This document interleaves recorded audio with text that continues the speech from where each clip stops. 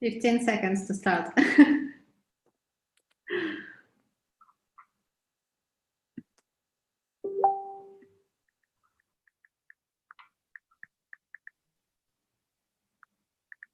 Hello, everybody. I'm Marina Brinkevich, and you're very welcome to Unicorn Battles in Western Europe. And as always, we have a word from organizers, and I'm passing the floor to Anna. Hi, Anna, the CEO of Unicorn Battles. Hi, Marina. How's everyone? I'm CEO of Unicorn.Events, and I'm really glad to greet you here today at our Unicorn events. And we are here today for the Unicorn Battle in Western Europe. And we will be seeing best startups in Western Europe that Marina has gathered for us to see. Do you hear me? Do you see me? Sure. Hello? Yeah. Are we having some technical problems? Yes, I see you, Anna. Yeah, and we don't. Okay, wonderful. Yeah. Okay, Fine. that was on my side. So we are here today for the Western Europe, and our event is happening thanks to our sponsors, platinum sponsor, Silicon Valley Syndicate Club, our golden sponsor, Network VC California Seed Fund, and VC House, our silver sponsor. Our event is the world's largest startup pitch contest by geography and the number of the events held already. And the winner of today's online Unicorn Battle will participate in the Unicorn Cup Finals on May 13th. Please mark the date in your calendar because it will be a great happening with the famous international investors and the best startups that will define tomorrow's future. Please subscribe to our YouTube channel. You can see all our previous battles, successful startups pitching live, and have some special insights from our top investors, angels, VCs, everything you need to know to succeed in this world. And also, I would like to tell you that we have been doing our battles since 2009. That is for 12 years already. We have done more than 215 events in 250 countries and on all 5 continents, and plan to do many, many more because we are helping startups all over the world really to be successful. Look what our statistics show. We are inviting only the active investors, and you can interact with them directly. We make intros, just ask us. You can meet, you can network, you can expand your enormous opportunities. And also our VC community keeps growing constantly. Please join us, don't miss any of our events, and we will be really glad to see you almost in any country of the world. If for any chance we haven't been to your city or your country, please contact us, contact me, contact our event managers, and we'll talk about it. Because starting this year, we are doing a new format called Unicorn Pitches. That is when a local partner does the local event with the local startups, where we are and our local partner is co-organizers. So welcome to the family, be our partner, and we will gladly explore partnership opportunities. Who we are? We are the smart ecosystem that consists of various software solutions and internet platforms. Startup.Network is a marketplace and the heart of our ecosystem. It unites startups, businesses, investors, and service providers. Network VC Fund is our seed fund. Sci-Fi acceleration program. Unicorn Events, the world's largest online startup pitch contest. VC House is a special online community and network created exclusively for the VCs, where they can exchange deals they participate in as a lead investor. Network Investments is a meeting point for investment banks, startups, and businesses. And Silicon Valley Syndicate Fund is a special structure that allows business angels to invest into the best startup they are with the small checks through syndicate deals. If you're a VC or a business angel, invest with us. Please make sure that you let us know when you lead, and we will support you with our investments. If you're a startup, our ecosystem opens you great opportunities, helping to succeed and become leader in your industry. Dear startups, please be sure to get in contact when you are fundraising, and we will help you out with a great pleasure. We have many, many ways to do that. And of course, we welcome our partners. We can explore enormous synergies, business opportunities, and become really global together. Please contact me, and I will gladly talk to you in this indirectly. And right now, I would like to return the floor to our wonderful host, Marina. You gathered that for this event. Let's see what you have for us today. Thanks, Anna. As always, we're very grateful to all of our partners, information partners, networking partners, amazing companies who are spreading the word about us. And thank you guys for your support. A lot of your representatives are present today, some of them in the jury expert board. So many thanks to our partners. And of course, many thanks to our jury expert board. We have a lot of remarkable, we see huge players of this market on board today, and they are always ready with some interesting questions to our startups.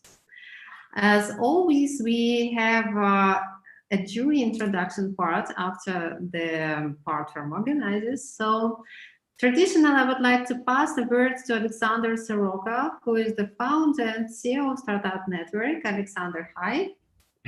Hello, Marina. How are you? Good. How are you? You are the first host. Hello, everybody.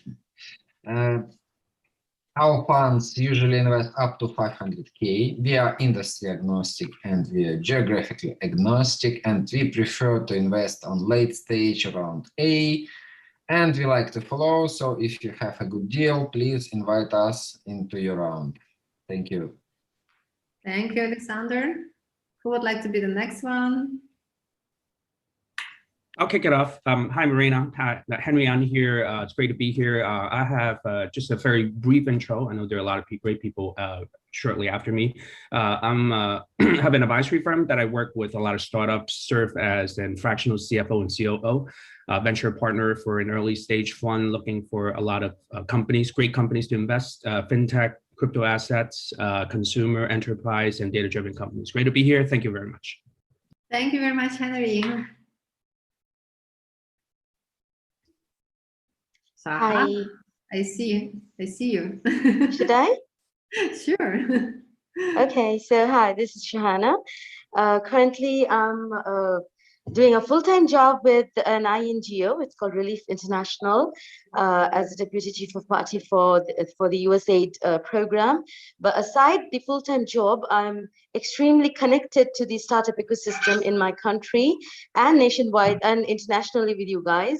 I'm also doing a bilateral role in a fintech called MotoPay as an advisor, and a poultry manager app startup. There also I'm an advisor, plus I'm a council member to GLG, and I'm also a executive board member to another INGO called fieldready.org.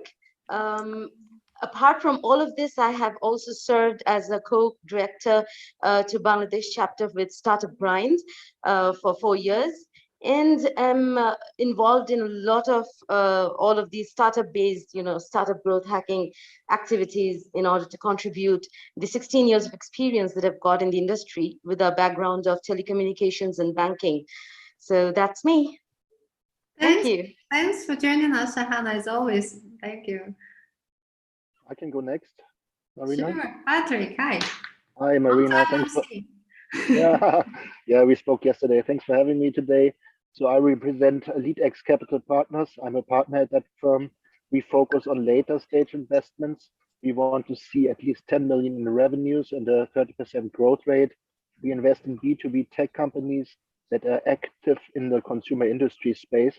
So B2B companies that sell to B2C companies, if you will. And we concentrate on Western European companies. So I think we are here to help companies grow. And I've also written a book, as you know, Marina, about this topic, Fast Scaling, a high growth handbook for founders, and glad to be here again. Thanks, Patrick.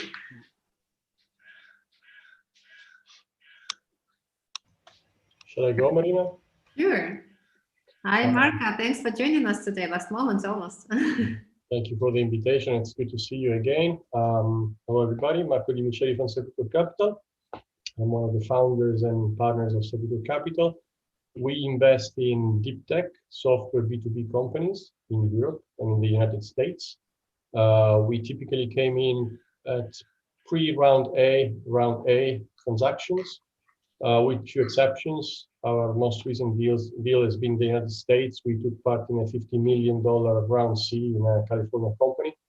But generally speaking, we come at an early stage. So it's pre-round A, round A, Europe, US, deep tech, B2B software companies. Good luck to all the companies pitching today. Thank you very much, Marko. Perhaps I can go next. Everybody. Oh, go ahead. No, please. Go ahead. Hi, guys.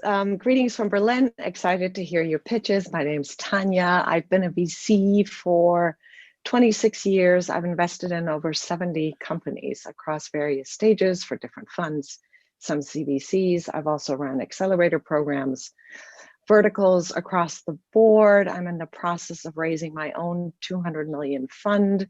We focus on deep tech, usually B2B, and excited to be here. Thanks. Thank you very much, Tanya.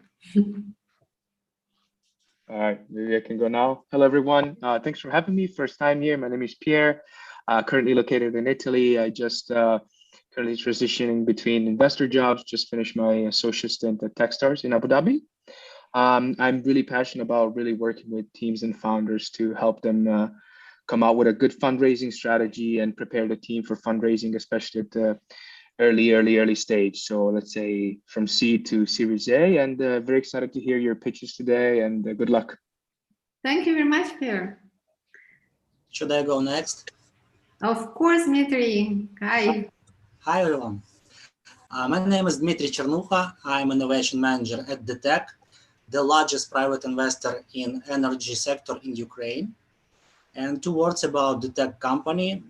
DTEC provides business in several primary areas such as energy generation, electricity distribution, natural gas production, client-oriented services, trading and education. I'm a part of innovation team. Our team is responsible for building an open innovation culture, scouting startups, and implementing new technologies. And personally, I'm in charge of scouting startups and implementing innovative solutions in our core business. Also, I'm involved in building partnership between the tech and startup ecosystem and venture funds. And our team open for collaboration. You can visit our website, openinnovation.dtech.com, where you can find more information about our innovation challenges and about our innovation approach. And I wish all of you good luck and to make a great speech to all startup teams. Thank you very much, Dmitry. Thank you. Hi, Marina. Can I be the next? Sure. First of all, hi, everybody. Hi, Savas. It's nice to see the familiar face, but I cannot see Anna. I think she's hiding anyway. No, I'm here. Hello, Savas. Okay. So, okay.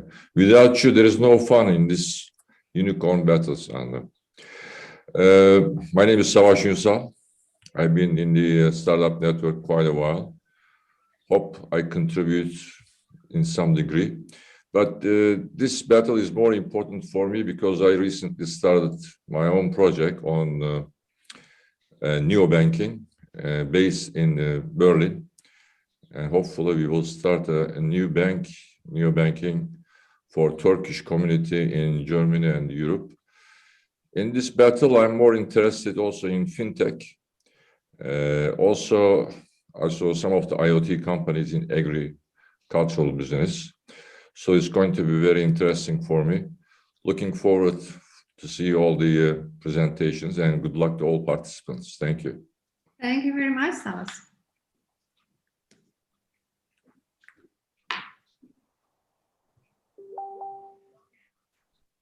Good morning, everyone. Hello from New York City. Anna. Yeah, I'm Anna, CEO and founder of Happy Farm Business Accelerator and also partner of Happy Farm Venture Fund. We work with early stage startups. Nice to meet you guys, and let's connect. Thank you so much, Anna. Could I go, Marina? Sure. Hi, everyone. It's always a pleasure to be here. See Anna, Marina, Alexandra again. We don't have Jordan today. That's so bad. I am in Boston. I work for Drummond Ventures. We work and we invest. We all kind of companies. We are 100% agnostics, and we invest from $500K to $5 million. So great to be here again. All the best to all companies that are gonna pitch today. Thank you. Thank you very much, Marcelo. Who would like to take the floor? I see Slava. Slava, hi. Yeah, I could go. Well, my name is Slava Pedlisny. I'm a managing partner of Network Investments, which is we're creating a community of investment bankers and investment professionals, so we could enlarge our deal flows, exchange deals, make great exits later. So if anyone interested, please connect me. Thanks. Thank you very much, Slava. As you know, we're a group of companies, and Network Investments is one of those companies. So, hi, I'm Keith Herman from IPA Equities. I've been a part of this network for quite a long time. Anna, Marina, Alexander, and quite a few other people back several years, actually. It's a great network. I'm part of an advisor at the Silicon Valley Syndicate Club as well. A great group of people, always great pitches. I'm here as a couple wearing a few hats as the founder of IPA Equities. We invest in innovative technology companies. We're industry agnostic. We look for layered technologies with the ability to scale exponentially, Series A or later, generally in the $2 to $10 million range. I'm also the founder of Aura Collective that provides services for PR and marketing for tech companies. We're going into our 13th year. Service clients globally, 80% outside the United States. And I'm here to offer to the founders of the VCs as well as tech founders our new podcast, which is Funding and Disrupting. We're releasing another episode today. I'm following in the footsteps of Gary Fowler, who I see is not here today or hiding somewhere on my screen. And so welcome to check that out. And if you're interested in coming on as a guest, we'd love to hear your story of your funding journey. So with that, good luck to all the startups and to the fellow colleagues here today. thank you so much, Keith. Hello, everyone. Hi, Kevin. Greetings to Finland. And this is our amazing partner from Startup Grind. Thank you so much. It's always amazing to see the amazing faces of the judges. My name is Kelvin, and I work as the CEO and co-founder for Digital Growth Boost, but also I'm a startup mentor at the Nordic Startup School, where we help Nordic startups to go through pre-acceleration program and also some bit of funding to get them off the track. But here I'm representing Startup Grind Helsinki. Startup Grind is the largest startup ecosystem in the world. So if you're looking to engage with startups from Finland or from the Nordics, then you should come talk to me. All the best to the startups that are going to be pitching today. I'll drop my LinkedIn so we can get in touch more. Thank you. Thank you very much, Kevin. Yeah, maybe I can continue. It's Mark. It's Mark from Berlin, from Business Bodies. We are a customized accelerator for sustainable companies. So we are focusing on companies in the mobility space, energy, prop tech, circular economy, and so on. And yeah, we support the company in building the company strategy and also funding, and do also smaller own tickets. Thank you very much, Mark. Greetings to Berlin. Should I go next? You're Gordy, for the first time today. Greetings. Yes, Gordy Alonso. my first time in this network, so I'm glad to see everyone. I come from the medical device field. As a venture investor, I collaborate with 2 angel groups and 1 venture group in Europe. I come from Europe originally, but I'm speaking to you from the Silicon Valley, where I worked most of my life and where I'm currently operating. And I'm looking forward to all the pitches and the special interest for, within a special interest for healthcare, which is my greatest, where my greatest knowledge will rely.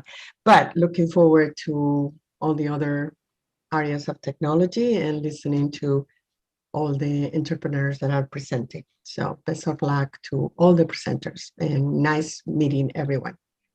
Thank you very much, Gordy, and good morning. Good morning.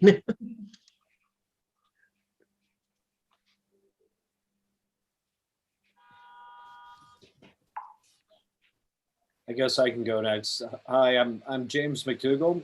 I'm the one of the founding partners of Terra Ventures. Our home market is in Tallinn, Estonia, but we're covering the Baltics, the Nordics, Poland, and Czech Republic. We invest in digital startups that are born global, and we basically invest from pre-seed, seed, and even early A. So most of our startups, after they get started in that corner of Europe, usually expand to the UK, the US, or even over to Asia. I thank you for welcoming me today, and I really wish good luck to all those who are participating and competing today. I look forward to hearing your pitches. Thank you very much, James. Hi, I'm William Du from Kuala Lumpur, Malaysia.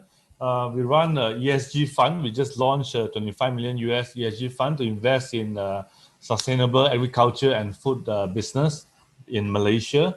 At the same time, we just invested 25 million US in a vertical farm in Malaysia as well, alongside solar. So we are going into our mandate is to invest in sustainable business with a few LPs in Malaysia.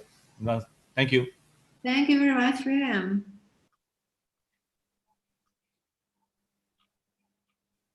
Anybody else wants to introduce? Hi, good evening, everybody. Hi, John. Greetings to Japan. Yeah, thank you so much for inviting me, Marina, Anna, and Alex. Nice to see everybody. My name is John Kojo Moriwaka, aka Crazy John, and good to see friends from around the world. Hopefully, your families, friends, staying safe and happy. So I represent the Startup Grind, Fukuoka in Japan. Good to see Kelvin and Shahana. Startup Grind is a great community for entrepreneurs and investors, everybody. And so I'd like to invite all of you to come to Japan Market Entry. And also Fukuoka is growing very fast for the startup ecosystem in Japan. I'm also mentoring startup bootcamp Scale Osaka. We invite especially European startups to Japan Market Entry. And also I became a mentor of 500 startups in Silicon Valley and Alchemist Accelerator. And I'm visiting professor of 2 universities teaching entrepreneurship and also columnist of Forbes Japan. I'm enjoying reading Patrick Frensner's new book as well. And I belong to 2 angel groups in Silicon Valley. One is called Harvard Business School Alumni Angels and Life Science Angels. And closely working with 3 venture capitals, focusing on medical device, digital health, and also deep tech and food tech as well. So good to see everybody, and best luck all startups. Thank you. Thank you so much, John. When I hear your presentation, when I hear your self-presentation again and again, I always think that you probably don't sleep at all. Actually, I'm very sleepy today, already 10 a.m., 10 p.m. All the time online, all the time. Thank you. Thank you, John. Yeah, should I continue real quick? Sorry. Andreas. Yeah, very illustrious round. Thank you for inviting me. I'm Andreas. I'm like 12 years in venture capital now. I'm a venture partner at SAVenture, which is a Paris-based venture capital with 850 million under management roundabout. I'm working for the digital team. We do typical Series A between 1 and 5 million that we invest. Focus on the EU overall. We have also focus on France and Germany, where we have teams on the ground. I'm responsible for the German-speaking markets. Yeah, and I'm looking forward to what the startups can show today.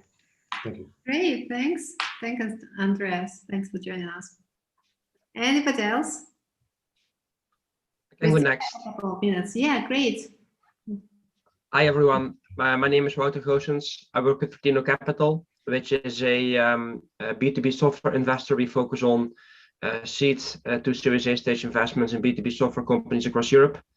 It's great meeting you. Looking forward to see the pitches. Thank you very much, Wouter.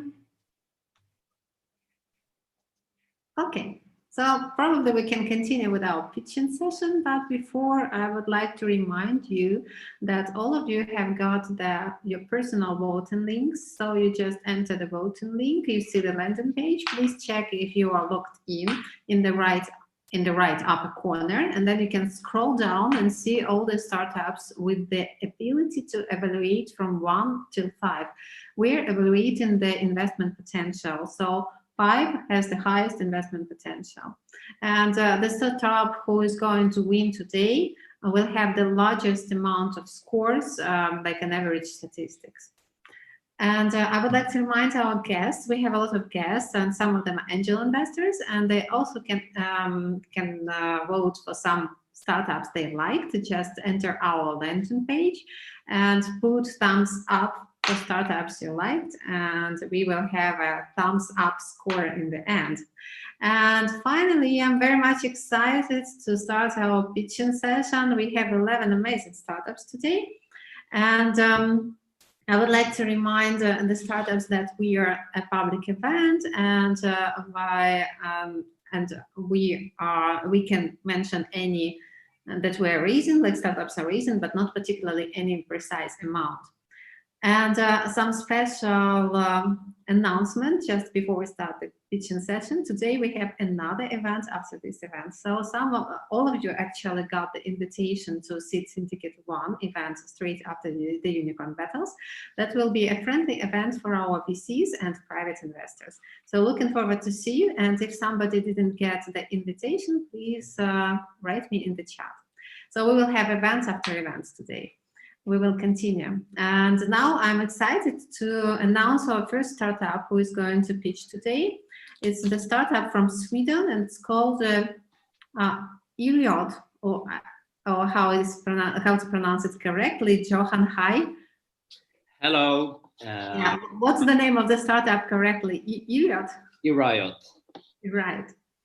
But I'm happy to mention it all. I'm switching the timer. I see your presentation, and now in the full screen mode.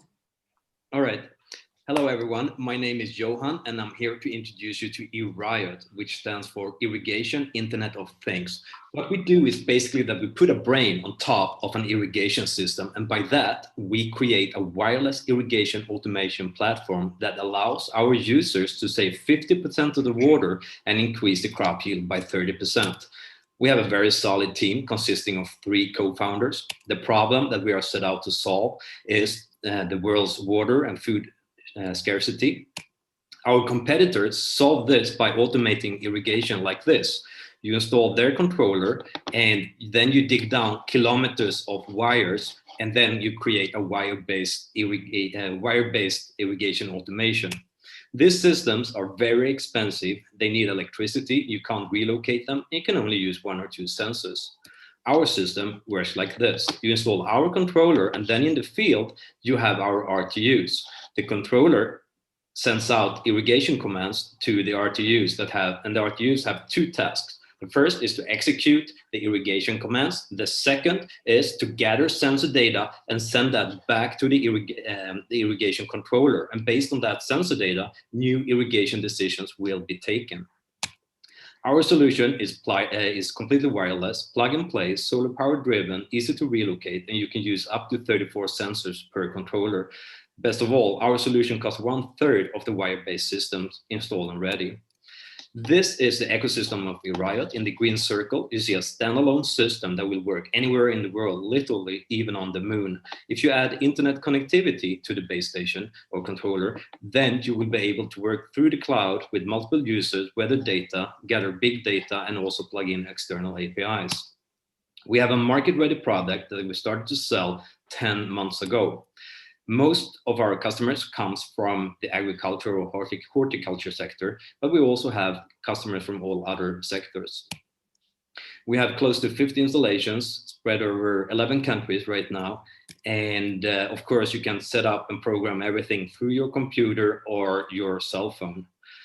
What we are developing right now is a bio-intelligent irrigation system together with a company called Vivent. Basically, the plants will be able to nutrient themselves and also irrigate themselves. Please ask me more about this during the Q&A because I'm running out of time. The market is growing very fast and so is our sales. We are expecting to sell for around 150 to 200,000 euros this year. Thank you very much. I think my time is up here. Thank you very much. Still 15 seconds left. But anyway, that was a great presentation, Johan. Thank you. Thank you. Question, please. Yeah, I'll kick it off. Johan, Henry here. Just a quick question. I have heard similar kind of stories before. I think it's a great story. It's saves the world, and then it has a tremendous ESG components to it. In terms of your edge or the devices that it's in the fields, do you need 5G wireless? That's number one. Number two is, I guess very high level. The second question: how is that gonna? What can you foresee is gonna sort of potentially impede your growth? Thank you. So. Our system communicates using LoRa, and we don't use LoRaWAN. We create our own LoRa network. And so this will work regardless of any other network. If you also add internet connectivity to the base station, then you will be able to work through your cell phone. But it's not needed. You can program and set up everything from here. So what's keeping our growth down is due to COVID. It's very hard to sell hardware over the phone to farmers. This is a typical product that is very good to showcase on events, but all the events have been shut down. We tried the digital ones. They don't do the same thing. We went to Essen in January last year. That was the last event that we could visit, and we showcased our prototype, and we sold to 4 customers and secured Europe's largest reseller for irrigation equipment. But we need more of these events. We're just waiting for the events to start again. What's the pricing, and how do you charge for that? Sorry, could you repeat the question? Yeah, talking about your business model and how you make money. What does the system cost, and how do you charge for it? Is it a one-time fee? Is it an annual fee?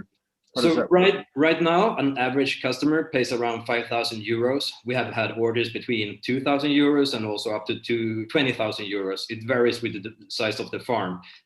We sell the hardware straight away right now, and we sell subscription fee. We have a subscription fee for the software.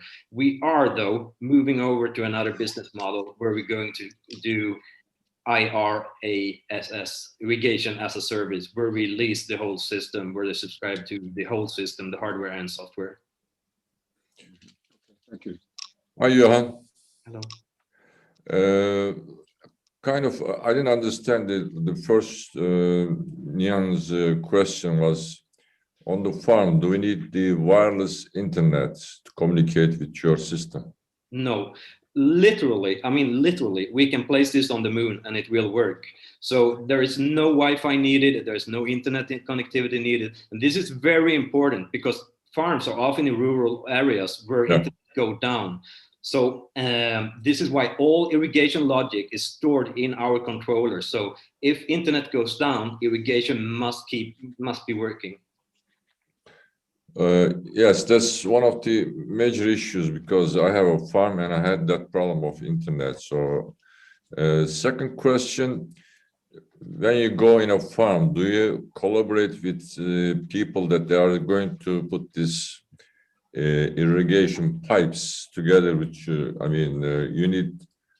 You cannot just sell this product by yourself. You have to cooperate with somebody that they know your system and how to put this black irrigation system, I guess. Yeah, Is it actually, correct? farmers are quite handy people. So, and our system is quite easy to install. So we have absolutely sold directly to farmers. But you are right in the point that we have 5 resellers right now, and they are companies that sell the pipes, the plumbing, the valves, everything, and they also sell our irrigation automation, and they do all the installations. But many customers already have all the pipes, so they are buying directly from us and automating themselves. Third and last question, Johan. The product that I go through your presentation, and then there is a charge for base station, 5,000 something. You think that this kind of solution is feasible for countries like kind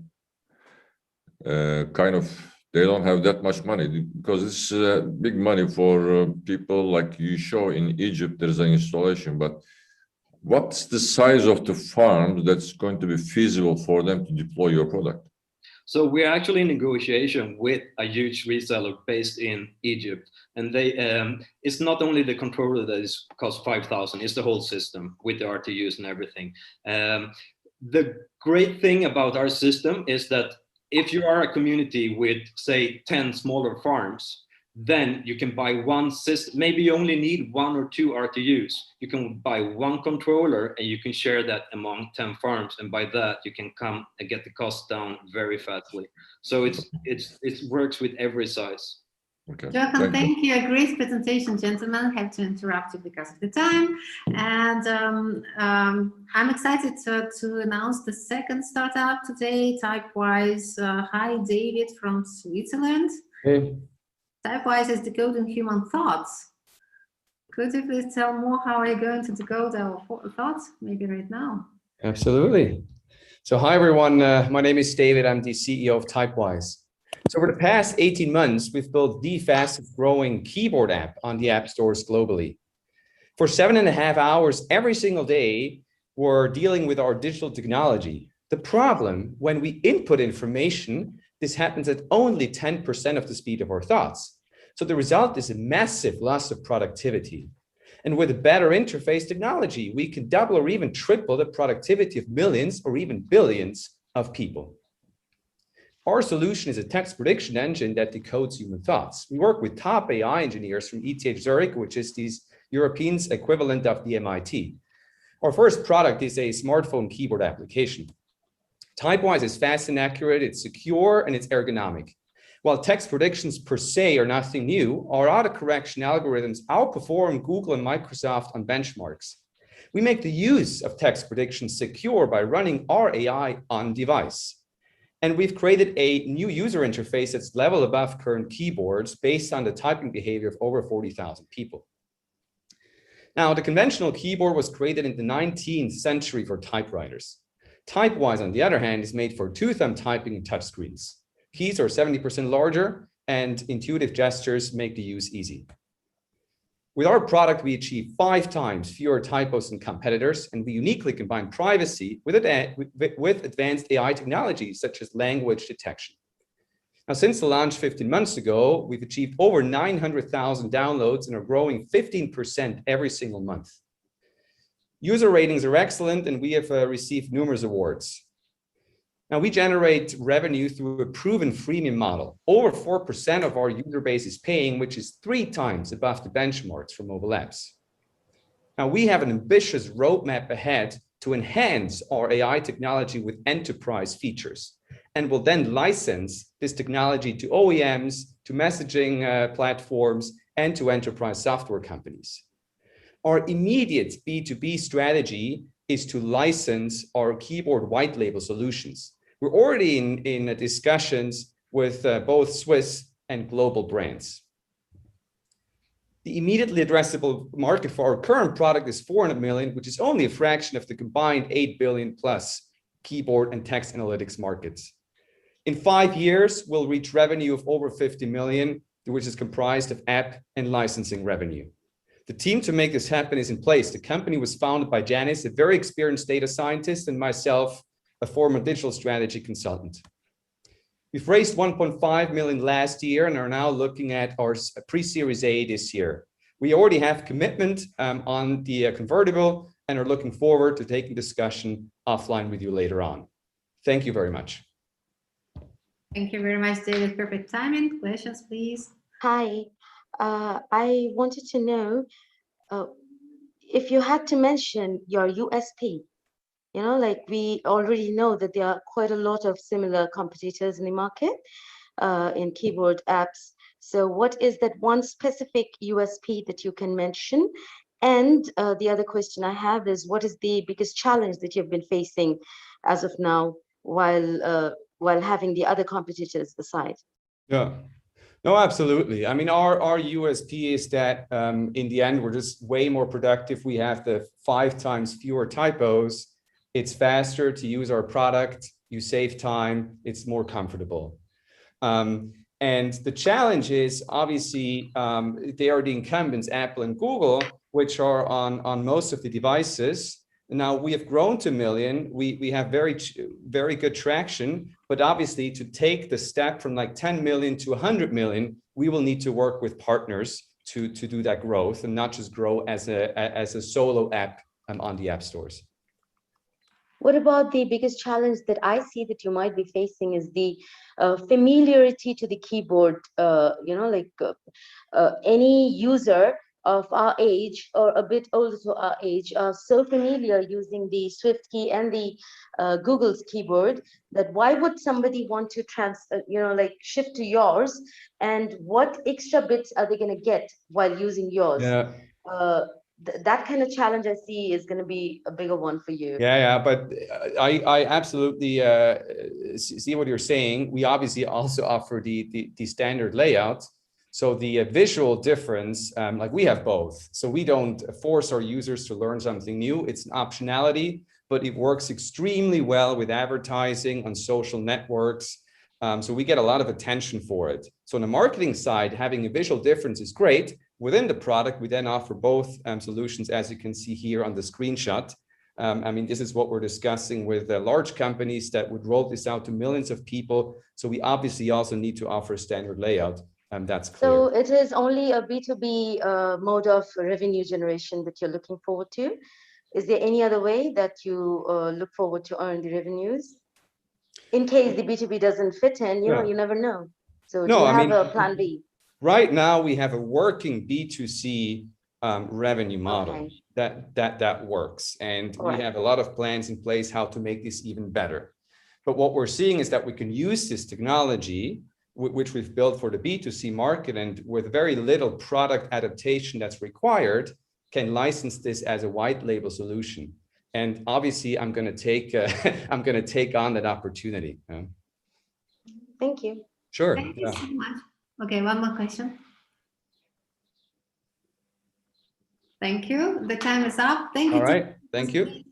Yeah, we have another startup number 3 for today. It's called Unpluq, the key to regain control over your smartphone. And we have Tim from Netherlands. Hi, Tim. Hi, I'm Jorn actually. I'm presenting today, so nice to meet everyone. Sorry. All right. Let's go. 108 full-time days. That's the amount of time that we spend on average per year on social media. Now, 58% of all people wants to reduce their time on social media, but only 24% feels they're successful in doing that. And that leaves a huge gap for improvement.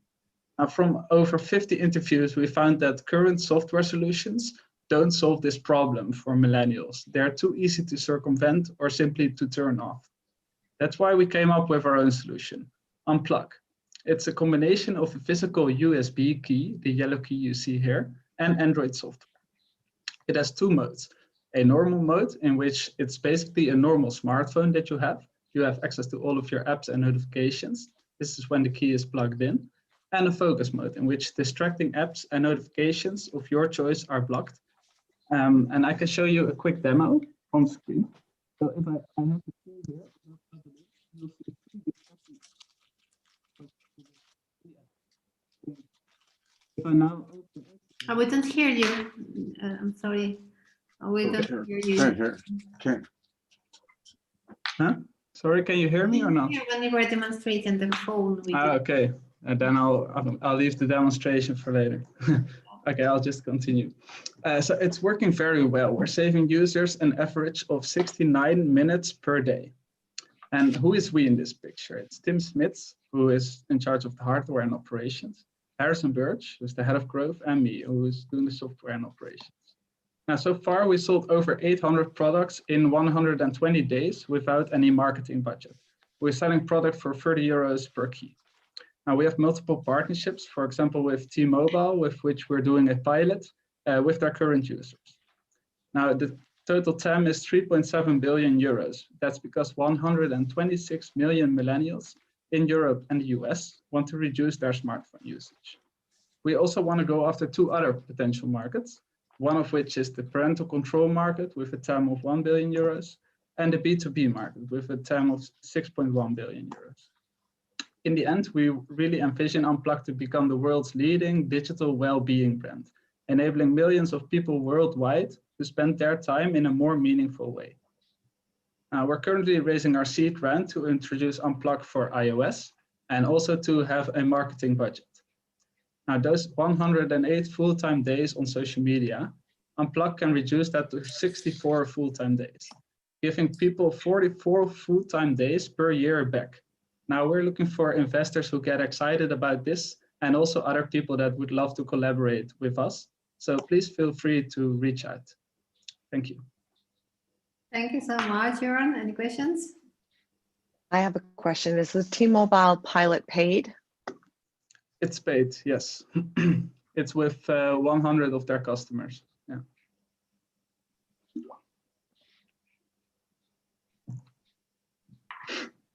Any more questions? Yeah. Yes, Mark here. Why do you need a hardware solution for that? So of course the solution makes a lot of sense, but can't you solve it with a pure software? Yeah, so indeed, that's the problem we really faced. Like, we talked to many people, and for some people, software solutions seem to work, but for most people, it's just too easy to say, give me 10 more minutes for this distracting app, or turn it off completely for today.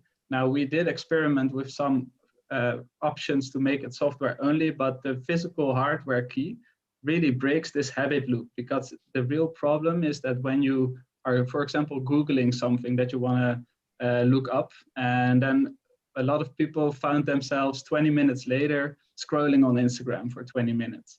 And that's a real habit loop. And by breaking that habit loop, by making it a physical action, it makes it a very conscious choice. So that's why we really need the hardware key. And also our data proves it, because the difference between the software-only solutions and our solution really shows in the time saved on the smartphone. Thank you very much, Joran. Thank you. Thanks. Another startup which is coming today is from Germany, and it's called My Talent Community. So another community is the Etsy for experiences. And let's find out more. Hi, Christian. Hey, Marina. Good to see you. Thanks for the invitation. Thanks for joining us. Can you see my screen? Yes. All right, perfect. My name is Chris. I'm the CEO and one of the co-founders of the creator economy marketplace, mytalents.com. What we do is we match the supply and demand for workshops and experiences. I'm sure you can relate here. On the demand side of our platform, nearly everybody is looking for cool things to do in the free time, to learn something new, to connect with new people for leisure, not only since COVID, but also on the job. We look for virtual team building experiences to connect with our remote working teams. As interesting and extraordinary offerings can usually not be found on Google's first page, our search is oftentimes not successful. On the supply side of the platform, our talents want to market what they are really passionate about in workshops and courses. But due to technological and marketing challenges, their offerings oftentimes remain invisible. So this is a real problem. Supply and demand do not match. And yes, this is where our marketplace comes in. We match supply and demand. We match customers with talents. We are making a real impact Our mission is to empower everyone to share their passion with the world by offering creative experiences. And here you can see 4 of our 150 right now talents on the marketplace. You see Saskia with more than 2 million followers on TikTok. She gives DIY workshops. Frank gives cooking classes. Marcus, awesome photography workshops. And Shirin, she gives macrame workshops. Our marketing, our growth strategy is we grow through the talents. We grow through the creators because they are intrinsically motivated to sell their workshop tickets, for example, through their social media. The business model is easy. It's 9% or 20% commission for the B2C and 35% commission for the B2B customers. And yes, this is a fascinating and huge market opportunity worth 700 billion on the B2C side and more than double that figure on the business side. And we are happy to have some of the very interesting and big companies in Germany as our customers for virtual team events. This is the core team that runs and builds the platform. Juliana is responsible for marketing, Michel is responsible for the product, and I'm responsible for the business aspects and the customer service.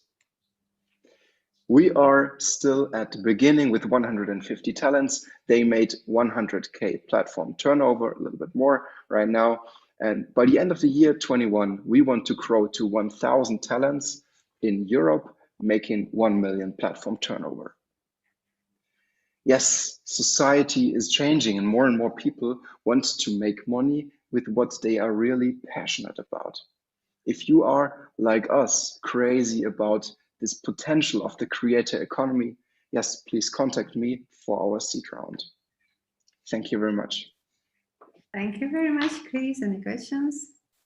Yeah, I'd like to start. How has COVID impacted your business? Crazy. In April, we had 0 turnover. Then we switched the business model completely to online. Before we had offline, now we have online talents. And what are the revenues since the switch? The revenues, the talents made 100K platform turnover. And since when? Since October 2020. This is when we established the revenue streams on the platform. When COVID started, we did not have the ticketing, so we did not have real revenue. Hey, Christian, Henry here. Quick question. In terms of, I've seen sort of various kinds of business model, what you're building. I think it's exciting, but at the same time, there's a lot of competition. Can you share your thoughts in terms of talents? There's talents in different forms. I'm not sure how many sort of areas are you focusing on? And then in my books, every talent requires different expertise. Can you share your thoughts how you vet your talents, please, so that they can hop on your platform? Thank you. To make sure that I got you right, how do we ensure the quality? Was that the question? Yeah, so there's got to be some kind of process that, it's got to be good enough to be on your platform. Otherwise, if it's not good, high quality, it's going to be some type of retention issue from the demand standpoint, right? From the audience. How do you vet your talents so that they be at, high level enough to be admitted to be using on your platform? That's a good question. The interesting aspect of our platform that it's free to use for everybody. If you say, I have a talent, I'm creative, I'm passionate about XYZ, for example, cooking class from Sri Lanka, because my mom showed me how to cook, my grandma showed me how to cook Sri Lankan cuisine, then you can become a talent on mytalents.com. The thing is, we check if the offerings have matched the formal guidelines, and we have things we do not want, we do not allow to appear on the platform. But as long as you are in leisure and match our 6 categories, you are welcome to be one of the talents of our platform. And I mean, finally, it's Henry, it's a very easy thing. How do you, how does a living room or a room on Airbnb get successful? With good ratings, good testimonials, and many bookings. And this is how My Talents works. If you have many bookings, if you have good ratings, then you become a successful talent. Thanks, Chris. And if I have a grand piano masterclass, I can sell it through your platform, right? Yes, that's right. Sounds cool. Okay, time is up probably, and I'm excited to invite another startup who's going to pitch today. We have DailyLive, and we have Heidi from Ireland. And DailyLive transform the e-commerce market with live stream. Hi everyone, can you hear me? Can you see my screen? Yes, yes. Okay, my name is Heidi. I'm the CEO of DailyLive. A video converts 60 times more for sales and generate 12 more share than a pictures. So the problem is today e-commerce is dead with very low conversion. And the customers are first on the social media, which increase a little bit the conversion. So the solution, it's video live shopping platform. And today with our customer, we can see that we have up to 60% conversion, which is amazing. Why? Because engagement with shoppers in real time give a lot of proof and drive sale with interactive live stream.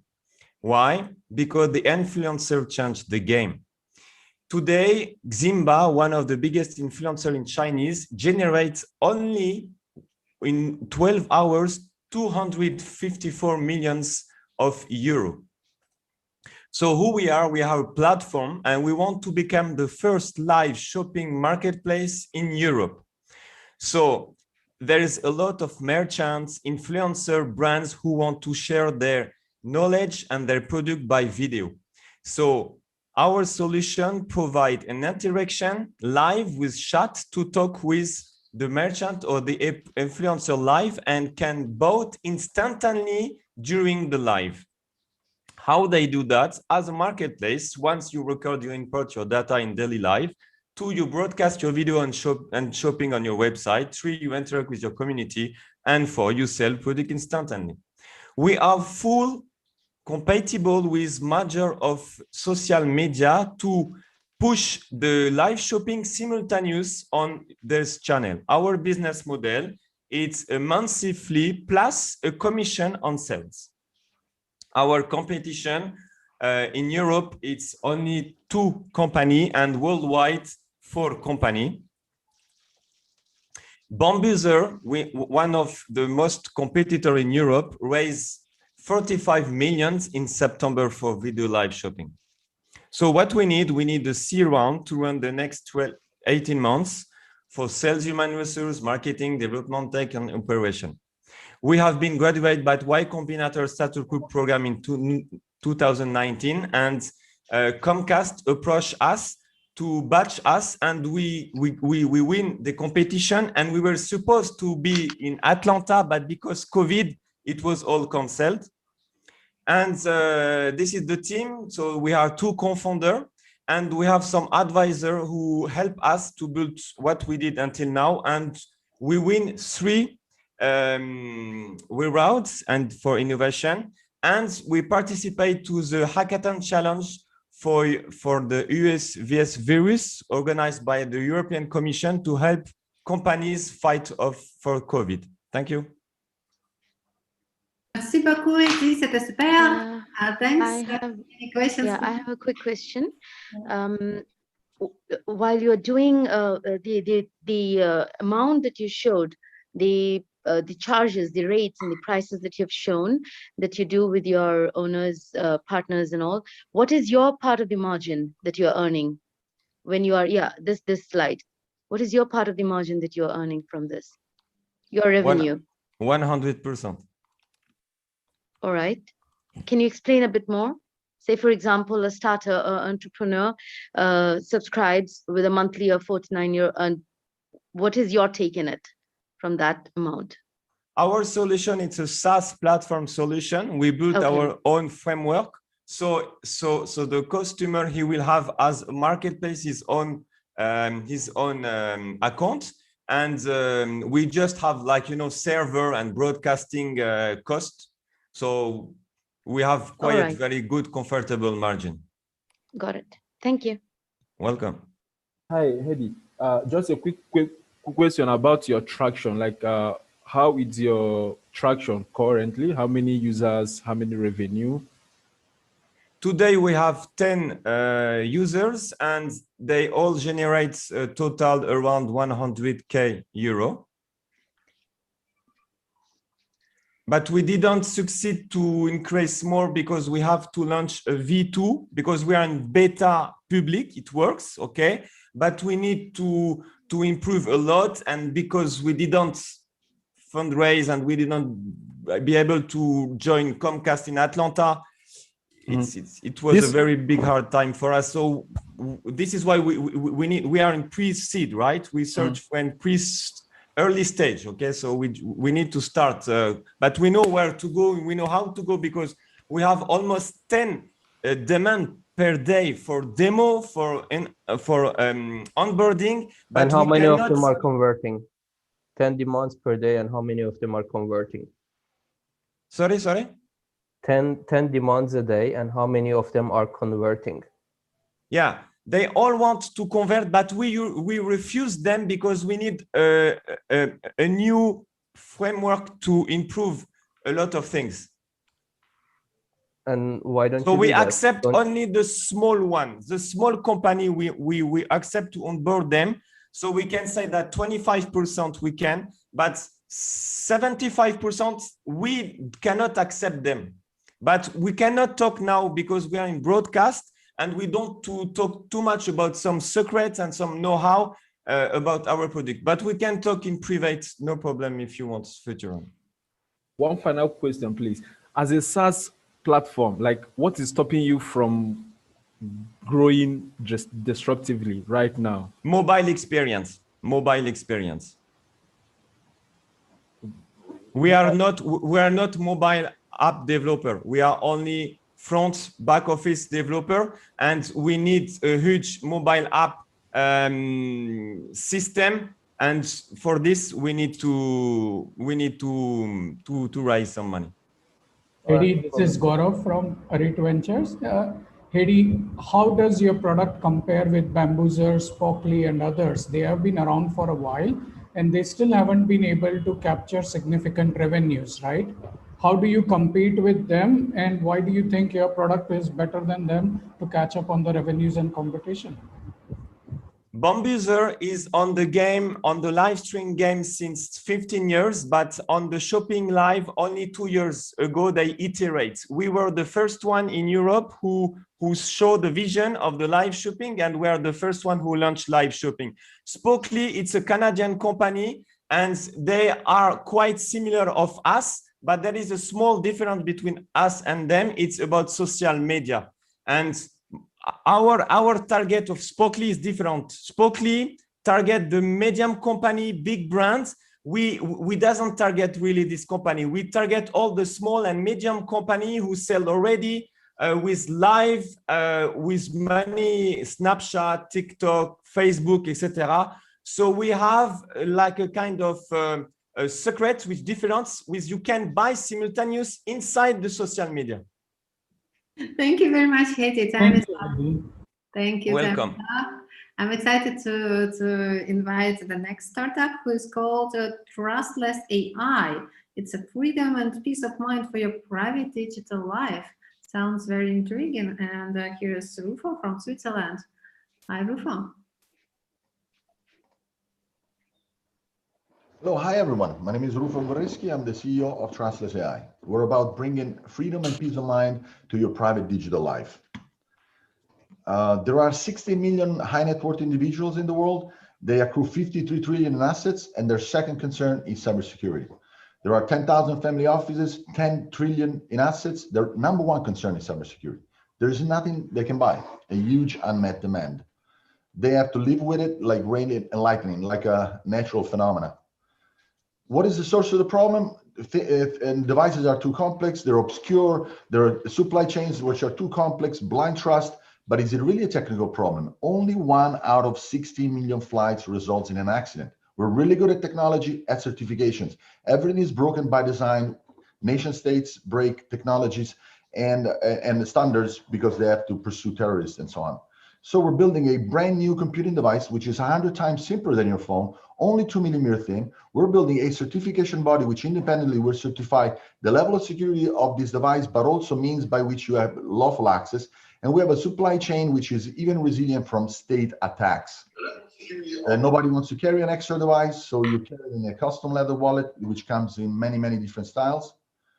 Messaging, private banking, finalize an agreement. It can come in all the styles, and anyone can write an app. And if it's validated by a certification body, it's in. 4 things nobody does. Everything is transparent of the critical hardware and software, extreme level of review in relation to complexity. We have 5 citizen witness during fabrication and even to access the server room. And we have this new certification body, which is going to independently certify. Our competitor is mainly the airplane. People fly not to get compromised. Some hardware devices control all the supply chain, but they're too complex. Some applications like Signal are perfectly secure, but no app can be more secure than the device it runs on. It's mainly a green field, but it's about 60 billion TAM, and we think we can get 5 billion in 5 years. We have 70 years of experience in hardware security, supply chain, fabrication, and banking on the team. We have really experienced advisors. We're going to market with 10,000 units for the rich and famous, get a brand, then lower the price and go for hundreds of thousands, which with many apps. So this the business model is quite sophisticated. There's a range of different pricing. We have a functional proof of concept device. We raised from a few angels. We have this certification body along the way. We had 2 awards, and we're working closely with large Swiss banks. We are 6 million and 20 months from going to market with 10,000 devices. We're running a 1 million seed round, but also interim round, but also dealing for a 6 million round with larger investors. Thank you very much, Rufo. Oh. Yeah, so definitely, I think you must be coming across this question quite often. The name, TRUSTLESS.AI, like the kind of solutions that you've explained is amazing, but why trustless? I mean, what made you come up with that kind of a name? I just want to know, that's all. Yeah, so trustless in the IT security field, especially in cryptocurrency and blockchains, is defining distrustful and untrusting. So not trusting anybody and creating a process in which you have a governance and certification in which assume everything and everybody to not be trusted is the only way to get trustworthiness. So that's the core approach to achieve this level of security.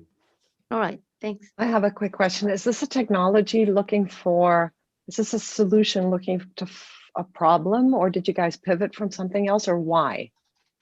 The why, we started as 20 years ago pursuing democracy and freedom through devices for enabling democracy and privacy of all the individuals.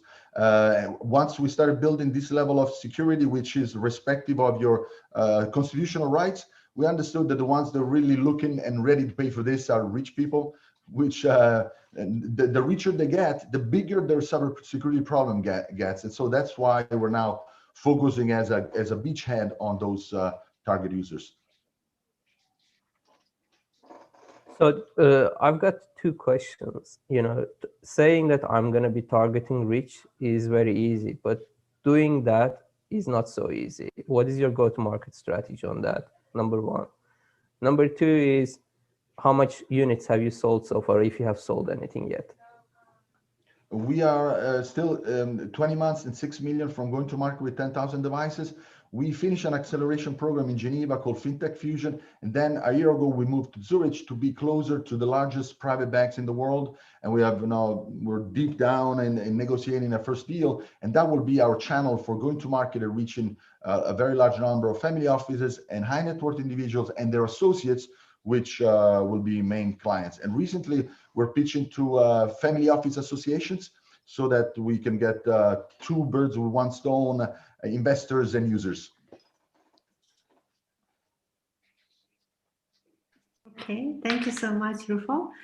We have a next startup who is called ViteSicure, and it's affordable, self-serve, and instantaneous financial security. And it's Eleonora from Italy, right? Yes, thanks a lot. Hi, everybody. My name is Eleonora Del Vento, founder and the CEO of ViteSicure, the first life insurtech in EU focused on protection for financially vulnerable people.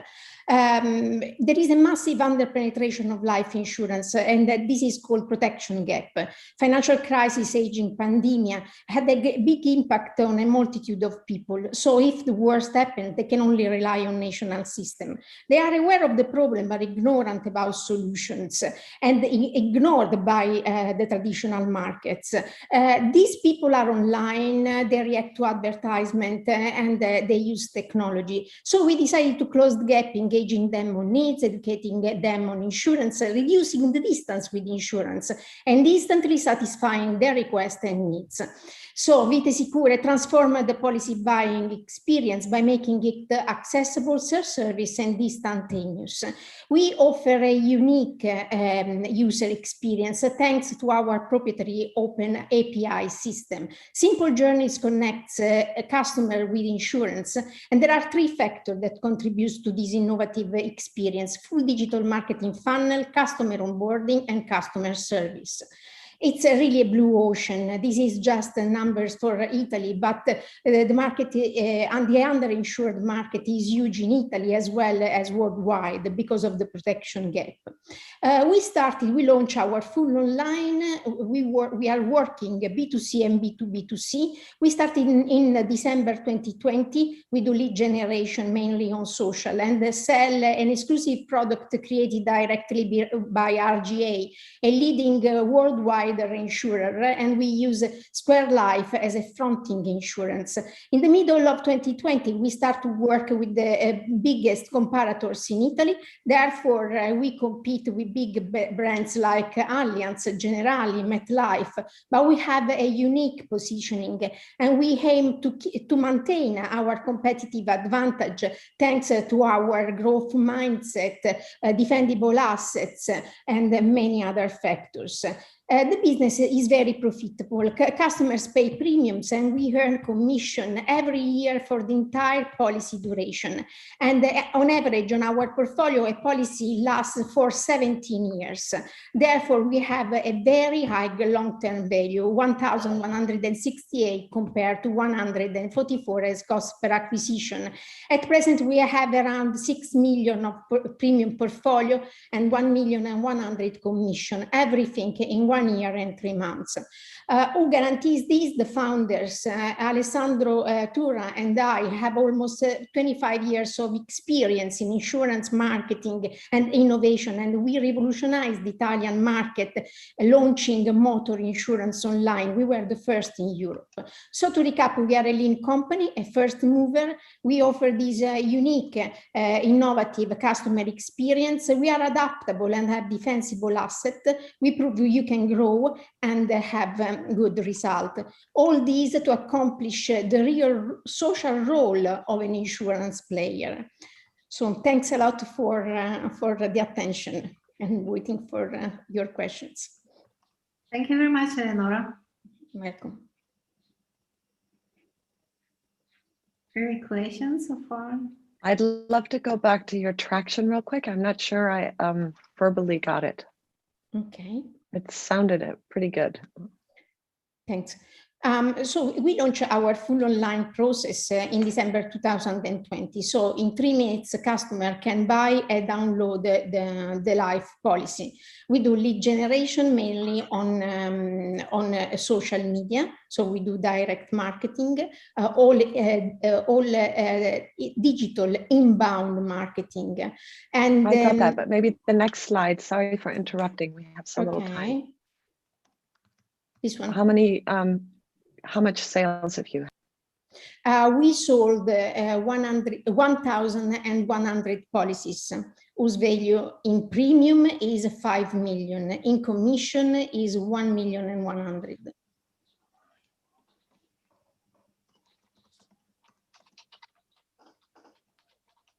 Thank you very much. And any other question could be the last question, but if no, we can move on.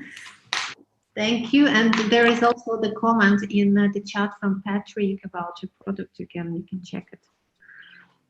And the next startup for today is EpinovaTech AB. And here is Martin Olsson from Sweden. Hi, Martin. I'm going to tell us more about our startup. Yes. Okay, so hello, everybody. My name. It's not the full screen mode, just. It's not full screen mode. Not yet. Okay, just let's leave it as you did it previously. Okay, that's fine. Thank you. So my name is Martin. I'm co-founder of EpinovaTech. We're a deep tech company in Sweden, and we are here to make charging more environmentally friendly. EpinovaTech is bringing the same kind of magic to charging as what LED did to lamps. So let me tell you how we are revolutionizing charging with 3 examples. The first is a typical electric vehicle owner that uses the average energy of 5,000 kilowatt hours per year to fully charge. The electricity price is 12 cents per kilowatt hour. So the electricity cost of charging per year is $600. But for every time you charge, there's an energy waste of about 5% extra that we can reduce to 0. That means that there will be a cost of $30 less per year. This seems like a low number that everybody could afford. Second, if we look at the battery life instead, for 1 year, the battery cost is about $5,000. And with our technology, the battery longevity is 15% longer. So that means for 1 year, you can save $750 worth of battery. So with our technology, you could not only charge your car for free, but you can get a $150 of bonus. And for this money, you could buy 50 luxury burgers. Third is the climate impact of our technology. That is massive. The average charging per year is 5,000, and per car is 5,000 kilowatt hours. And globally, there's 1.4 billion cars today. And for 1 year globally, our charging technology could save 350 billion kilowatt hours for electrification. That's 4% of the energy output of a nuclear reactor in the US. The magic of our technology is based on the material gallium nitride. This is the same material as used in all the world's LED lamps. And we have reached a prototype of this material that we call NovaGam, and we will get a patent on this. So we have the technology that creates the basis for this, introducing a next generation of chips for electronics that are smaller and produced at lower cost. And we are building a charger that is faster, smaller, and more ecological than any other charger on the market. There's a number of solutions out there, but we can scale and address the entire EV charging market. We are already talking to 4 of the largest car companies in the world about this product. And we are a team of about 20 people committed to make a positive imprint on the society by innovation. And we're going to make a lot of money on this with a growth projection that is a classic hockey stick. And we are backed by several investors. We're doing a round of financing before the summer. To apply our technology to the market, we need partners, and to make this big and make the world more environmentally friendly. Thank you. Thank you very much. Questions? What's been the feedback when you're talking to OEMs? You're in my world now. This is sort of my turf. Everyone's talking to the big OEMs, but what's the adoption that's required in terms of process change?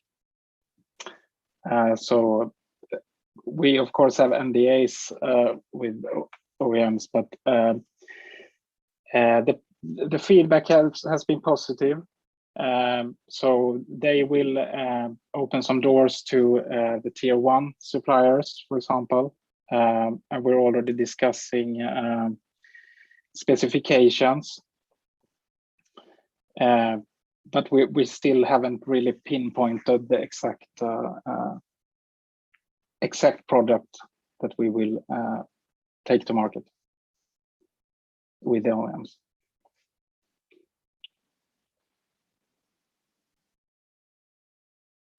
Okay, thank you. And any more questions?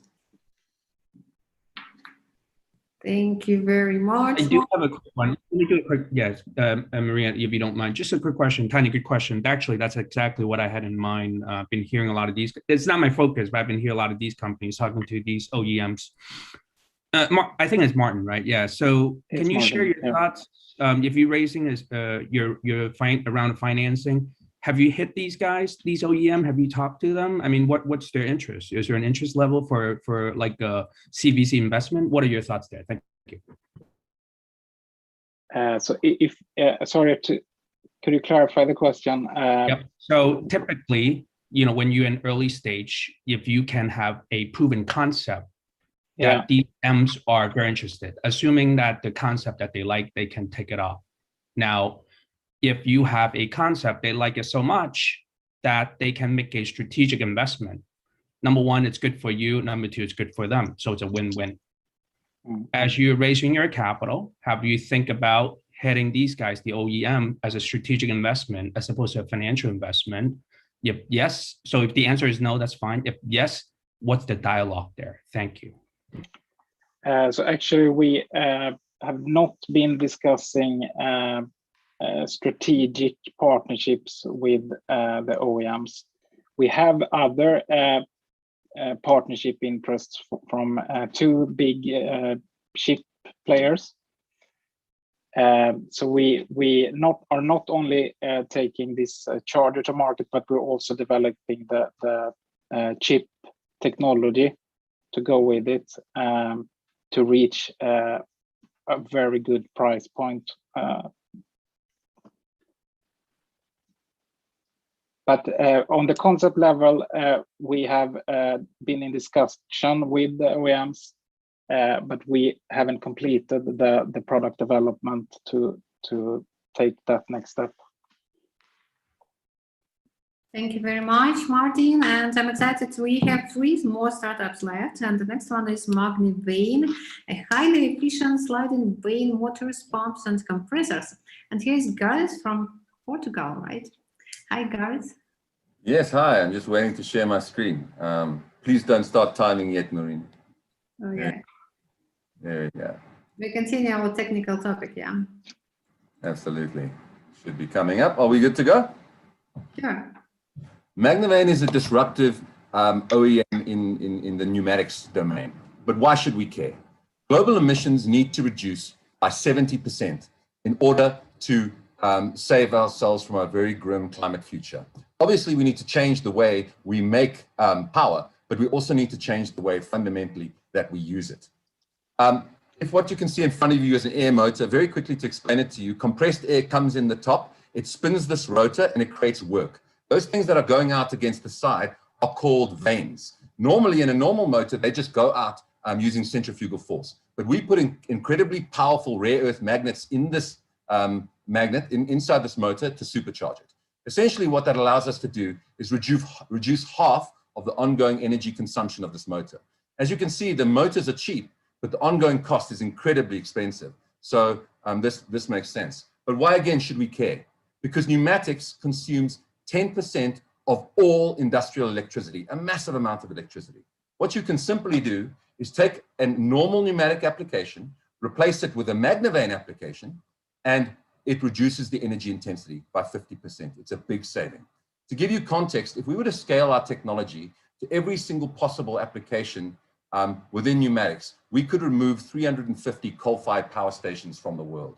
Now, what's interesting about MAGNEVANE is while we make equipment, we're actually an IP and a technology company. We have 4 patents that we've patented in 83 countries. We have another 10 that we're entering into the patent process now. And we're really going to make our money in the long run from OEM partnerships, royalty agreements, and licensing agreements. If you look at the size of these markets, what we've already productized, these motors over here, which we have the best motor in the world, that market is an 8.8 billion euro TAM. If you extend it to the equipment that those motors are used in, it goes to a 27 billion euro TAM. Of the equipment that we already have working prototypes on in our R&D offices, we can take that TAM to almost $100 billion. In seed funding, we registered our patents in 2018. In Series A, we bought a precision manufacturing facility in northern Portugal. In 2021, we started making our first products, including motors, chainsaws, and pneumatic pumps. This is a very attractive investment, especially in heavy infrastructure, because we can quickly monetize, because it's an immediate retrofit. You can use, we cost the same to manufacture. You can use the existing distribution and service networks and channels, and we've got this really strong regulatory tailwind coming in from efficiency. In the money that we would use it to increase our R&D, to launch new products. We'd scale our facilities and into new markets, and we would uplift the sales team. We have a supported patent valuation by Clark Moday of 360 million euro, and we know that as the efficiency megatrend takes hold, MAGNEVANE can make a massive difference immediately. Thank you. Thank you very much, Gareth. Any questions? How much are you raising? I don't know if we're allowed to say that, but we're looking for 7 million. My apologies. Okay, so am I allowed to say it, Marina? Are you gonna? Yeah, it's allowed to answer the question. Okay, thank you very much. We're looking for 7 million euro for 10% of the business. Hi, Gareth. This is Gaurav. Gareth, I have a question. You know, MagDrive pumps, I'm a chemical engineer and we build refineries as well. So all the gear pumps, pneumatics, solenoid valves, I've been familiar with them for 15, 20 years. So many MagDrive pumps are available out there. There are Italian manufacturers, there are American companies from Pneumatic to Tecma, GPM, and others. I see there are some energy efficiencies you have indicated, but what is the real USP and how would you enter the markets of oil and gas and power and all these heavy industry plants, right, where energy consumption can be a significant factor, but Ingersoll Rand and so many more are out there. How are you going to create a difference? Thank you so much for the question. So let's take Ingersoll Rand and Atlas Copco, let's say the two best air motor companies in the world. We have our motor on a dyno next to those motors, and ours is between 35 and 50% more efficient. It has higher startup torque, and it has 3 times the mean time between failure between these different. Are these lab studies or have you implemented it at a large scale facility? These results and benefits. Sorry, what was the question? The 30 to 60% efficiency that you just mentioned, improvement, are these the results you achieved in a lab or at a commercial scale facility of a customer? Great question. So where we are in terms of the certification of our motors is we're going through final ATEX certification now. So we've tested those in a lab with the Ingersoll Atlas and our motor. But where we have product running, we have it running in underground in the mining domain and in paper and pulp. Those have been proven in those particular domains. So we've proven it in mining and paper and pulp, and we've proven it in the lab.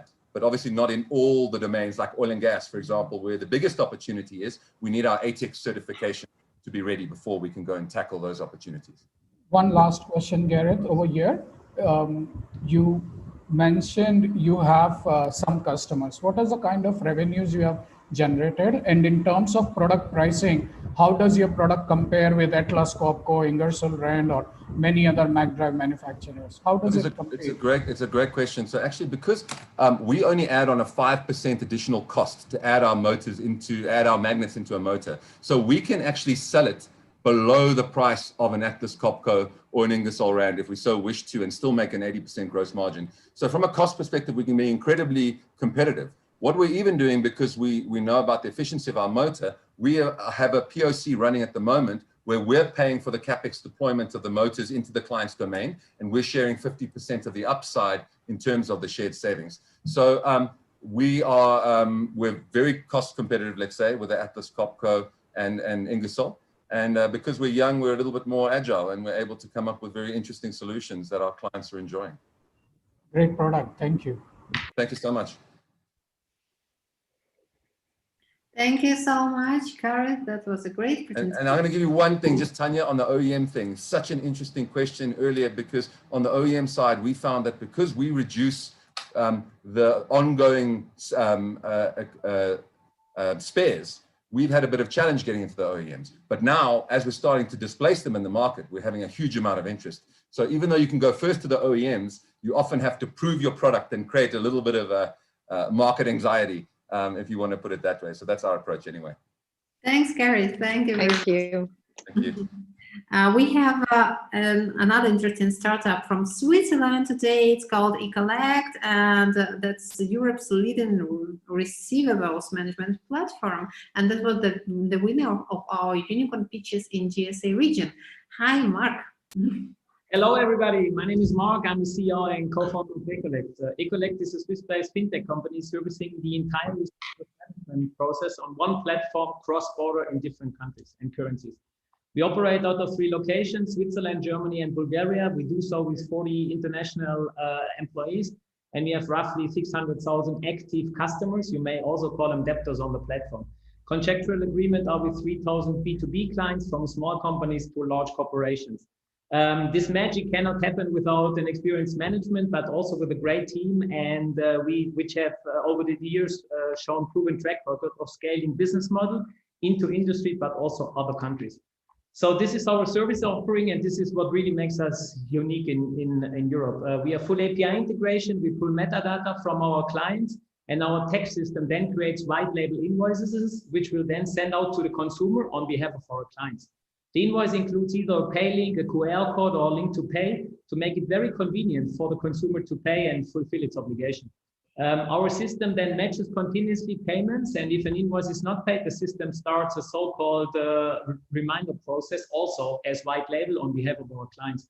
If the reminder process then fails, it runs into a debt, and the collection process will start. As eCollect, we will then work out the full collection process for our clients, currently in more than 20 countries. Also, we have a communication platform embedded into the system so that the consumer can conveniently choose how to communicate with us. And the same is true for the payment process.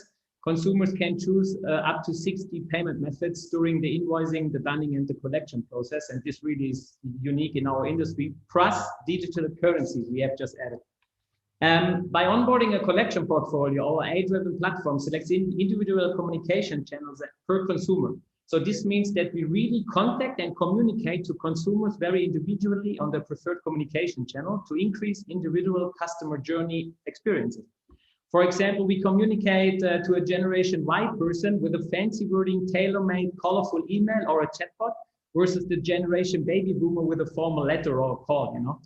Of course, as we are a fintech, a modern fintech company, we're fully transparent and also provide different dashboards along the workflow to our clients, but also to the consumers and to the debtors.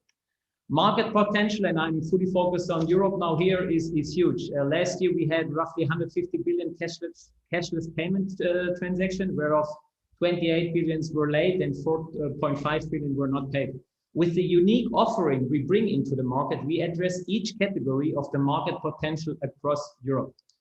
Competitor positioning, industry player only covers single areas of the receivables management process, but one covers the full process, including collection, also on one platform, cross-border and in multi-currencies. This truly is the USP of eCollect.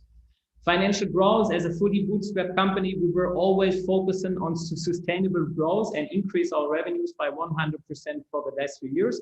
And with a potential investment, we will definitely grow the platform together with our existing clients. The company has been internationally recognized by different stakeholders, and we truly hope that we can also convince you guys to join the growth story of eCollect. Thank you very much for giving me the possibility to pitch in this round. Thank you very much, Mark. Questions? Hey, Mark, Henry here. Quick question. Can you go back to, I think there was one slide you talked about how many customers you have. I think probably like the first or second slide. Quick question here. Can you share your thoughts? What's the typical experience when you work with your clients, or let's say clients then? You know, what's their feedback? And that's number one. And then number two is, do you have some type of API that you can plug into the accounting system of your clients? Thank you. Yes. So to answer the first question, I mean, large corporations now are truly contacting us, you know, to get really to start the customer journey, not only on the collection side, but really to outsource, like a business process outsourcing, the whole customer journey when it comes to invoicing, dunning, and collection. So a lot of these B2B clients are large corporations, for example, Six, the Europe's largest car rental company, who has outsourced the whole process to us. And of course, we are fully API integrated into the system, mostly SAP system of the large corporation. So we are in charge of building the middleware to pull out the data we need for invoicing, collection, and dunning process. And if we then do the collection process, and then we play the information we have received on the collection, on the invoicing, or on the dunning side back into the system of the corporation. Is that answering your question? So fully digital API integrated with large corporations.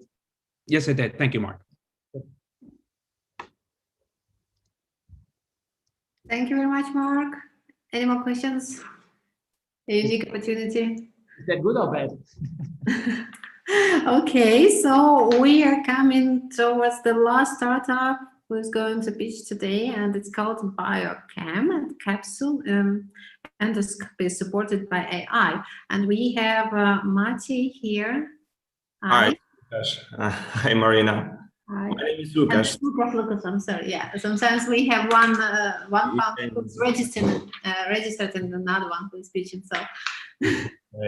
Hi everybody. I'm delighted to be with you today. Thank you for the invitation. And I will tell you about health problems of our civilization that we are solving as a Biocam. So my name is Lucas. And I will give you this short pitch. Every 30 seconds, one person is diagnosed with bowel cancer. So over 30% of all cancers are related with digestive system diseases. And now the problem is even bigger because of the pandemic situation. There are fewer examinations accessible and the healthcare system is overloaded. What's more, gastrointestinal examination take a lot of time and money. It may last up to 12 hours and it costs up to 3,000 euro. Market needs a solution that is cheaper, so more patients have access to it. Moreover, the medical staff is overloaded, so examination time needs to be shorter. This is why we designed an endoscopy capsule that combines artificial intelligence software with highly advanced hardware that detects pathologies. How does it work? The patient just swallows the capsule. The capsule takes and analyzes images of the gastrointestinal tract automatically and in real time. Yes, there are other capsule and software platforms, but we are the only ones that have an AI for this type of examination. Thanks to Bluetooth implementation, it will be the first remote solution for home examinations during pandemic. In the next 5 years, the capsule market will double, reaching 1.3 billion euro. We are the alternative for gastroscopy and colonoscopy, so we scale up from capsule market to all endoscopic examinations. Our main business model is licensing of technology to corporate partners from pharmaceutical, medical, and consumer electronic industries. Yet we are open to B2B sales and software subscriptions. We have already developed first version of our capsule endoscopy platform, which is currently in pre-clinical trials. We have also developed a desktop application with an AI backbone. Our AI models are giving us promising results, which is up to 97% of accuracy of neural network in detecting images with potential pathologies. What's more, thanks to our own developed AI algorithm, we can increase image resolution up to 4 times. Biocam team currently counts over 20 people, composed of professors, engineers, as well as young talents from fields such as microelectronics, optics, machine learning, medicine, and business. We cooperate with 2 hospitals, which give us immediate feedback on our solution. On top of that, we cooperate with many medical, pharmaceutical, and IT companies. We are especially proud of cooperation with KTH University from Stockholm. Currently, we are looking for seed capital for clinical trials, medical certification, and manufacturing. Just to sum up, our capsule endoscopy examination is low invasive, fast, and automatic. And we know patients will use our solution because it's safer, cheaper, and more comfortable for them. Thank you. Thank you very much. Yeah. So my first question, since I'm not from the medical background, so I just wanted to know, so you take this capsule, you swallow it, and then what happens? It remains inside? How do you remove it? No, it moves through your gastric tract. So it takes 12 hours of the passing through your intestinals, and then it just going out. So is there any case that showed any sort of like damage or any problem or any injuries while having this tested? So only problem that can happen is that it will remain inside intestines. It's very rare, but it happens sometimes. So then it need to be removed. So if it will stay in large bowel or like gastric tract, you can remove it by endoscopy or gastroscopy. Sorry, colonoscopy. So you have a tracking system for understanding, like if there's any patient who faces this kind of a complication, they will be reported and taken care. And if that happens, then will the patient have to pay any extra amount, any extra money in order to get this work done, or will your organization take care of that? Number two question is, as you said, there are already a lot of similar solutions in the market. Which is the first most biggest competitor for you in the market, and how do you plan to overcome that as a competitor? Answering your first question, it will be so removing the capsule will be on the hospital side or like any medical facility that will be like using our solution. So it happens sometimes, but the capsule is much safer than the colonoscopy or gastroscopy. So like 1% of endoscopy examination, like gastroscopy, colonoscopy, finishes with the problems that the gastric tract is, broken.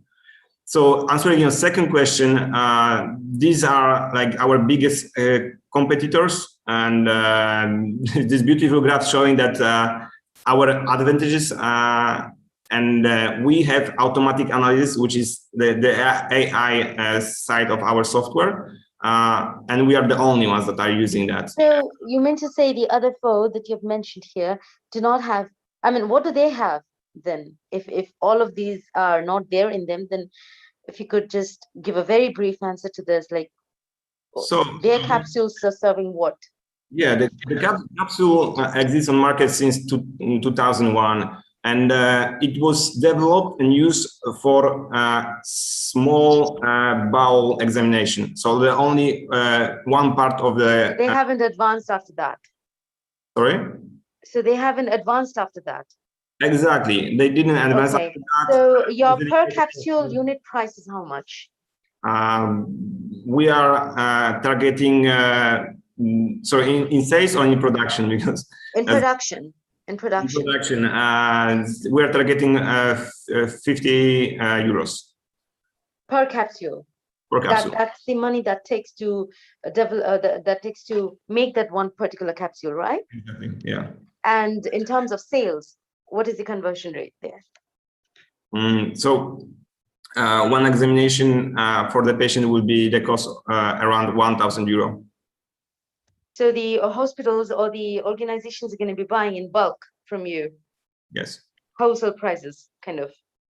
It will be around 800. Enterprise prices. Okay. All right. Thank you.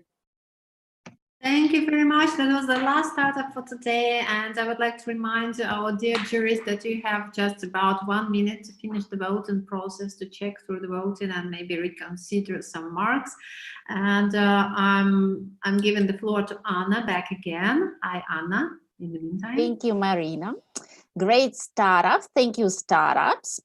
You made us wonder what haven't we heard yet. I love these events because every time, we had seen thousands of startups at all continents, all countries, and then suddenly, guys, you come up with such bright ideas like, gosh, this is excellent. And I hope you will surprise us more and more because we keep digging, and all the innovators will find you. Do not hide. And right now, we have 1.5 minutes to go. You can finish your voting, dear judges, and we will know who the winner is, who will be presenting the region at our finals that are just in 3 weeks away. And while you are finishing evaluating, who is most investment attractive. Please pay attention to our poll. We are doing our little surveys in different parts of the world. This time we did something more. We did this survey also on LinkedIn, and a lot of our followers had answered that. So, dear fellow judges, our expert board, please reply. Who do you think should be allowed to invest into startups? We had asked the North America about this, Asia about this. Now we would like to know what Europe thinks about it. And then we will compare what the different choices world makes. Okay, so you find the answer that matches your attitude the most, or 2 or 3 of them, and then push submit, and we will talk about it some more during our networking session. Okay, that is really interesting to know who the winner is. Girls, do you know who the winner is? Okay, let's do the screen sharing. One moment. You do. Yeah. Lucky you. Yeah. Give me one moment. Okay. So, do you see my screen? Yep. Okay. So the third place winner today is Biocam. Congratulations. Wonderful. Thank you. Congratulations. Okay. Congratulations, guys. Yay. The first one is MAGNEVANE. Wonderful. Awesome. Looking forward to see you guys, to see the winner at our finals. And now we're having our after party networking. Thank you so much, everyone. Congratulations. Thank you, everyone, and congratulations again. And I would like to give the word again to Anna for our networking part right now. Thank you, Marina. If you stop sharing screen, I will see all the panelists. Congratulations again, the startup, and you'll be contacted by our event manager to know about our Unicorn Cup. And right now, I would like to see the results of our poll. Can we have the results published? Okay, anyone without any limits. And then angel investors goes, okay, that's, guys, okay. You're with all the world, the North America and Asia, they picked the same, the topic was the same, but like the numbers differed a little bit. I would like to talk today about this, and also not only about the investing into startups, but what is going on in the venture industry in the Western Europe. Because Europeans, I would like to congratulate you. This first quarter of 2021, you outperformed yourself on many, many ways. Only in the first quarter, just think about it. We Europeans, and I'm also European, we have 16 more unicorns. Last year, in 2020, we had 15 unicorns over the whole year. And right now, only the first quarter brought us 16 new unicorns. The seed investing outperformed year 2020 and reached the all-time high. The investing into the later rounds also hit all-the-time record.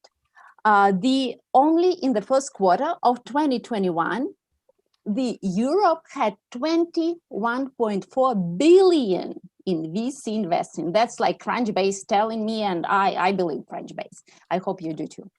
And let's talk about it. Like, let's start from European VCs. Tanya, you always help me out with like discovering what's going on in Berlin. What was your pick when you answered? Who should be allowed to invest into startups? You're not mute. Unmute yourself, please. We don't. Sorry. In my opinion, the two questions are very similar. It's like whether it should be regulated or that anyone can invest without limits. Mm-hmm. To me, those are the same things. So I opted for it shouldn't be regulated. And I'm super keen to hear why a lot of people, I think it was 17% or even higher, answered that it should be regulated, because I don't see that. But understanding your question, do you want me to talk about more unicorns in Berlin, like Gorilla, Hype, and that kind of stuff? Well, or was it more about to the poll? Is it relevant? Like you pick that everyone should be allowed to invest into startups, and maybe that is why we see numbers growing year after year, and this year we hit like all-time records because people started investing into startups, and not only people like professional people, but people like we have ourselves within our ecosystem, like angel network, that people can invest. I'll give you a really great checks. example. What I think is really broken in Germany. There's two things that are broken. One of them is the fact that we still governmentally do not have solved this employee stock option plan, right? That's a huge issue, the taxation. And the second thing that I'm very envious of is the UK, the EIS and the SEIS system, which is why angel investing is so prevalent and early stage funding happens in the UK so easily. My son profited from this and raised his first 3 million, and he didn't have to struggle. Whereas in Germany, that's just not heard of. Our little 20%, for angels was completely complicated. So I would love to see the government get more involved in fostering angel and seed investments. And there's a lot they could do, but we're too bureaucratic. You guys have heard this. Yep. Thank you. Patrick, you're also German, right? Patrick is talking, but not to me. Patrick, hi. Yeah. Like we, according to Crunchbase, also the biggest investments come from UK and Germany still. And what do you think about this? Will Germany and UK pick the pace? Yeah, Patrick? Hello, let's try it again. Nope, we cannot hear you. There is something wrong with the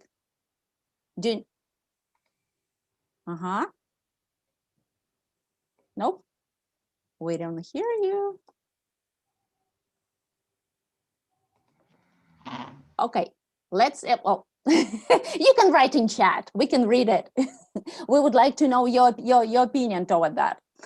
Okay, Savage, tell us about Turkey. Does Turkey consider itself a European country, right? Well, we do, half of us, but half of us still in the East, they are struggling there. But anyway, our subject is, as Tanya said, I would like to indicate two versions, like it should not be regulated, first of all, it should be free to everybody. However, I also indicate that angels should be playing a role, kind of helping the startups. First one, we have to stop the governments putting their noses to everything and start regulating all our lives, even the investment, in the name of protecting us and startups. Every time they say, well, look, we are regulating because we would like to help the poor consumers, that they will put their money, and the startups are going to, take their money and run to Venezuela or Ukraine. I'm not sure. In Turkey, I was the first one putting the crowdfunding platform in 2015. I'm the president of the Association of Crowdfunding. We passed the first hurdle with the government on the reward basis. Now I'm working on the equity-based crowdfunding.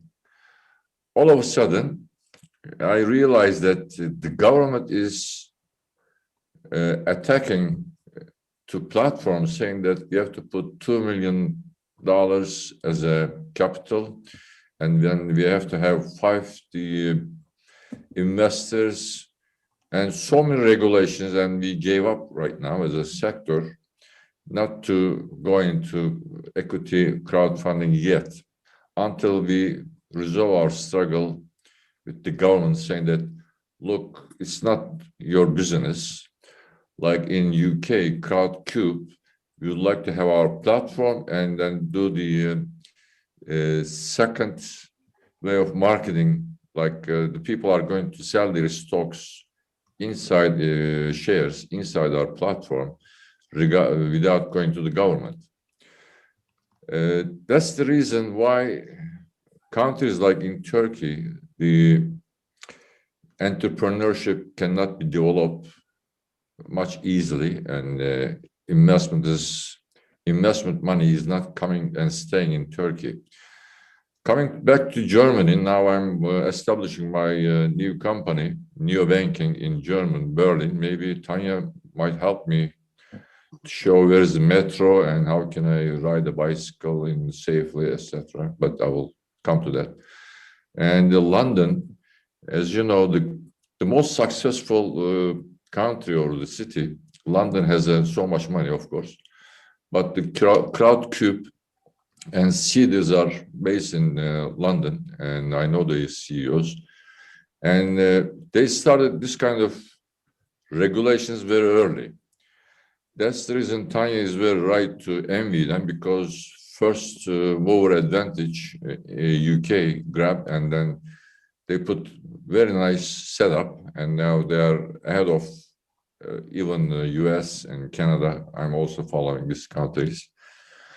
And the most important there, I guess, Germany and UK central banks are trying to catch American Fed to printing money like there is no tomorrow, and that's the reason there's so much money, but that money doesn't come to us, either Ukraine or Turkey or Canada, like it's dripping.